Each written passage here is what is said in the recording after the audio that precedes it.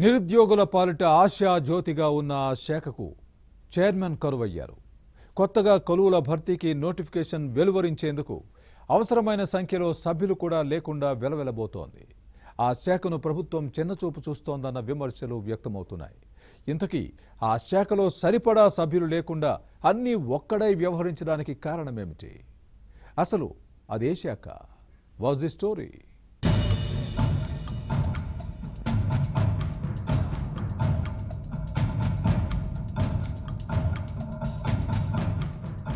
Telangana public service commission టీఎస్పీఎస్సీలో గందరగోళ పరిస్థితి నెలకొంది. రాష్ట్రంలో ఉద్యోగాల నోటిఫికేషన్ ఆ కమిషన్ నుంచి వెలువడుతుంది.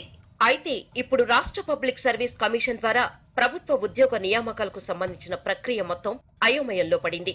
ఎందుకంటే రాష్ట్రంలో భారీ సంఖ్యలో ఉద్యోగాల భర్తీ చేపట్టాలని ప్రభుత్వం సన్నాహాలు చేస్తుంది. వివిధ ప్రభుత్వ విభాగాలలో ఉన్న ఖాళీల చిట్టా తెప్పించుకుంటుంది. ఆ పోస్టులను పబ్లిక్ సర్వీస్ కమిషన్ ద్వారా భర్తీ చేయాల్సి వస్తుంది. అయితే అందుకు ముందుగా టీఎస్పీఎస్సీని పూర్తి స్థాయిలో బలోపేతం చేయాల్సి ఉంటుంది. చైర్మన్, ఇతర సభ్యులు ఉంటేనే కొత్త నోటిఫికేషన్లకు మార్గం సుగమం అవుతుంది. కానీ కమిషన్లో ప్రస్తుతం ఒక్కరే సభ్యుడిగా ఉండటంతో పోస్టుల భర్తీ ప్రక్రియ పూర్తి చేయడం అంత సులువు కాదనే చర్చ జోరుగా జరుగుతోంది.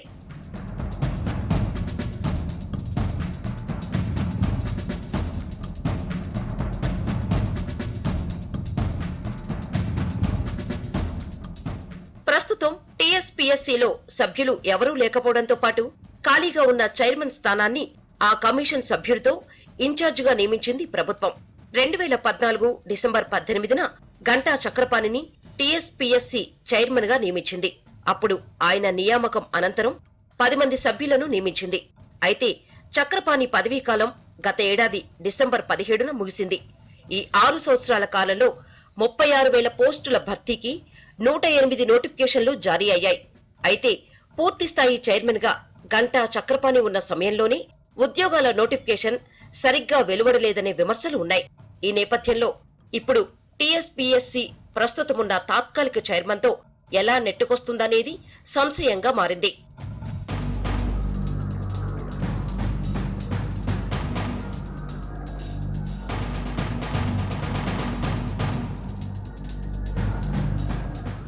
నిజానికి గంటా చక్రపాణి తర్వాత టీఎస్పీఎస్సీ సభ్యుడు అయిన కృష్ణారెడ్డిని తాత్కాలిక చైర్మన్ గా ప్రభుత్వం నియమించింది. అయితే ఈయన పదవీకాలం గత నెల 18వ తేదీతో ముగిసింది. ఇక ఈ ఏడాది నవంబర్ వరకు పదవీకాలం కలిగిన ప్రొఫెసర్ చింతా సాయిలును ఇన్ఛార్జ్ చైర్మన్ గా నియమించింది. అయితే ఆయన తర్వాత చైర్మన్ ఎవరనేది చర్చనీయాంశంగా మారింది. కమిషన్ మాజీ సభ్యుడు విఠల్తో పాటు మాజీ ఐపీఎస్ నవీన్ చంద్ పేర్లు కొత్త టీఎస్పీఎస్సీ చైర్మన్ పదవి రేసులో ఉన్నారని ప్రచారం జరుగుతుంది. అయితే నవీన్ చంద్ వైపే ప్రభుత్వం సానుకూలంగా ఉన్నట్లు సమాచారం.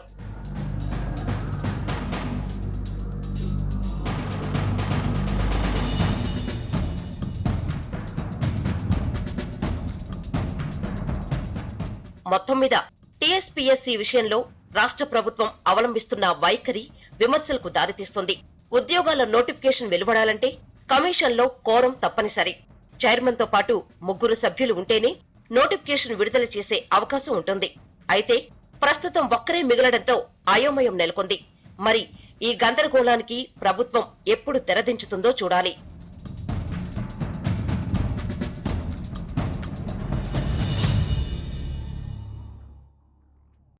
పంచాయతీ ఎన్నికల్లో పరాభవం, మున్సిపల్ ఎన్నికల్లో పరాజయం.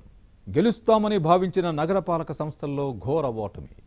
తమవే అనుకున్న కార్పొరేషన్లు చేజారాయి. ఇవి టీడీపీకి తగిలిన ఎదురు దెబ్బలు.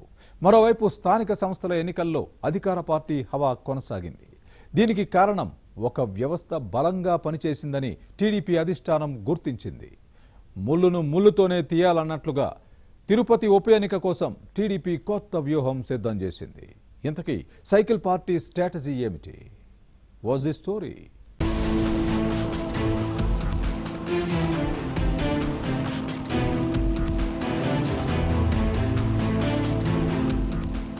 తిరుపతి పార్లమెంటు ఉప ఎన్నికను ప్రతిష్టాత్మకంగా తీసుకున్న టీడీపీ విజయం కోసం సర్వశక్తులు ఒడ్డుతోంది.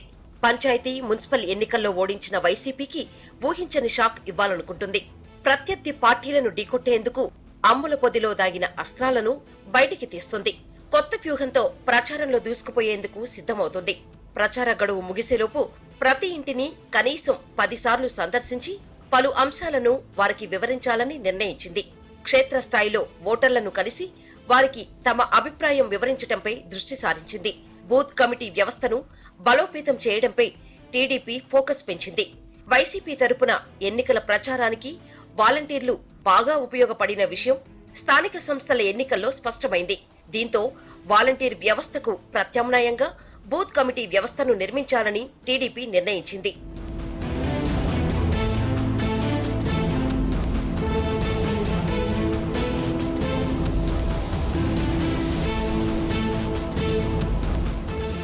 వాస్తవానికి తెలుగుదేశం పార్టీలో బూత్ కమిటీ వ్యవస్థ చాలా కాలం నుంచి ఉన్నా సరిగా పట్టించుకోకపోవడంతో ఈ వ్యవస్థ చతికిలపడింది. చిత్తూరు, నెల్లూరు జిల్లాల్లో పార్టీ కొంత బలహీన స్థితిలో ఉండటంతో ఈ వ్యవస్థను ఎవరూ పట్టించుకోలేదు. తిరుపతి ఉప ఎన్నిక కోసం ఆ లోక్సభ నియోజకవర్గ పరిధిలో ఈ లోపాలను అధిగమించి బూత్ కమిటీ వ్యవస్థను పునర్నిర్మించడంపై పార్టీ నాయకత్వం కసరత్తు చేస్తుంది. స్థానిక నాయకత్వానికి సహకరించడానికి పార్టీ ఎమ్మెల్యేలు, ఎమ్మెల్సీలు, మాజీ ఎమ్మెల్యేలను అక్కడకు పంపి వారికి బాధ్యతలు అప్పగించింది. ఇప్పటికే వీరంతా తమకు అప్పగించిన పనుల్లో నిమగ్నమయ్యారు. పని విభజన కోసం పార్టీ నాయకత్వం ఒక రోడ్డు మ్యాప్ తయారు చేసుకుంది.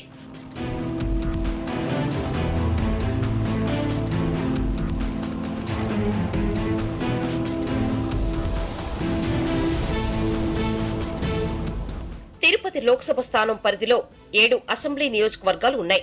ఈ 7ంటికి స్థానిక ఇన్ఛార్జ్ నేతలకు తోడు బయట నుంచి వచ్చిన ఒక సీనియర్ నేతను సహా ఇన్ఛార్జిగా నియమించారు. ప్రతి అసెంబ్లీ నియోజకవర్గాన్ని 10 క్లస్టర్లుగా విభజించారు. ఒక క్లస్టర్లో 25,000 మంది ఓటర్లు ఉంటారు. పోలింగ్ బూతుల లెక్కలో ఒక క్లస్టర్లో 25 బూతులుంటాయి. ఆ విధంగా మొత్తం లోక్సభ స్థానాన్ని 70 క్లస్టర్లుగా విభజించారు. ప్రతి క్లస్టర్ కు 2 బాధ్యతలు అప్పగించారు. ప్రతి క్లస్టర్ను కూడా మళ్లీ 5 యూనిట్లుగా విడగొట్టారు. ఒక్కో యూనిట్ పరిధిలో 5 బూత్ కమిటీలు ఉంటాయి. ప్రతి బూత్ కమిటీకి ఒక కన్వీనర్, 10 మంది సభ్యులు ఉంటారు.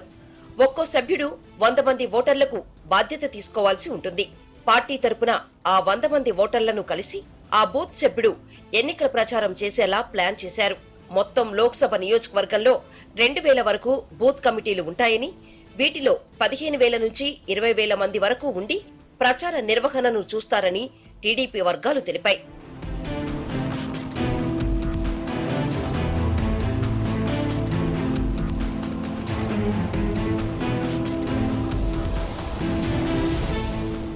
రాష్ట్ర స్థాయి, స్థానికంగా ప్రాధాన్యం ఉన్న వాటిని కలిపి తాము ప్రజల్లోకి తీసుకువెళ్లాల్సిన అంశాలను టీడీపీ నాయకత్వం గుర్తించింది. ఈ అంశాల్లో ప్రతి దానిపై విడివిడిగా కరపత్రాలు తయారు చేశారు. బూత్ కమిటీల ద్వారా వీటిని రోజుకో అంశంపై ఇంటింటికి చేరవేయాలని నిర్ణయించారు. నిత్యావసర వస్తువుల ధరల పెరుగుదల, ఇసుక, మద్యంపై జే ట్యాక్స్, ప్రత్యేక హోదా, 3,000 పింఛన్, 45 ఏళ్లకే పింఛన్ హామీల అమల్లో మోసం, వ్యవసాయ మోటార్లకు మీటర్ల బిగింపు తదితర అంశాలను ప్రధానంగా ప్రజల్లోకి తీసుకెళ్లాలని పార్టీ నిశ్చయించింది. అంతేకాదు 15 మందిని స్టార్ క్యాంపెయినర్లుగా ఎంపిక చేసింది. ప్రచారం ముగింపు దశలో ఆ పార్టీ తరపున అధినేత చంద్రబాబు నాయుడు పర్యటించనున్నారు. తిరుపతి లోక్సభ ఉప ఎన్నిక కోసం టీడీపీ కొత్త వ్యూహం రూపొందించడంతో తమ్ముళ్లు రెట్టించిన జోషుతో ప్రచారాన్ని హోరెత్తిస్తున్నారు.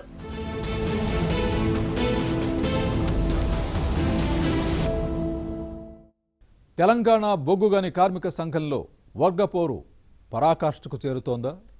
ఎమ్మెల్సీ కవిత పేరు చెప్పి కొందరు నేతలు యూనియన్ను దెబ్బతీస్తున్నారా? సాక్షాత్తు మంత్రి కేటీఆర్ చేరదీసిన నేతకు చెక్ పెట్టే ప్రయత్నాలు చేయడం దేనికి సంకేతం? సింగరేణి ఎన్నికల ముంగిట టీబీజీకేఎస్లో అసంతృప్తి ఎందుకు రేగుతోంది? అధ్యక్ష, ప్రధాన కార్యదర్శుల తీరుపై సంఘంలో ఎలాంటి చర్చ సాగుతోంది? టీబీజీకేఎస్లో ఏ ఎన్నికలైనా ప్రతిష్టాత్మకంగానే జరుగుతాయి. ఎందుకంటే గ్రామాల్లో పార్టీల కన్నా వ్యక్తులు, వర్గాలకే ఎక్కువ ప్రాముఖ్యత ఇస్తారు కాబట్టి. అయితే పరిషత్ ఎన్నికల్ని బహిష్కరించాలని తెలుగుదేశం పార్టీ నిర్ణయించింది. మరి గ్రామాల్లో టీడీపీ బలపరిచిన అభ్యర్థులు పార్టీ అధిష్టానం నిర్ణయానికి అనుగుణంగా నడుచుకుంటారా? తమ వైరి వర్గాల గెలుపును ఏకగ్రీవం చేసేందుకు ఇష్టపడతారా? అసలు పరిషత్ ఎన్నికలను టీడీపీ ఎందుకు బహిష్కరించింది? దీనిపై తమ్ముళ్లలో ఎలాంటి చర్చ జరుగుతోంది? Was this interesting story?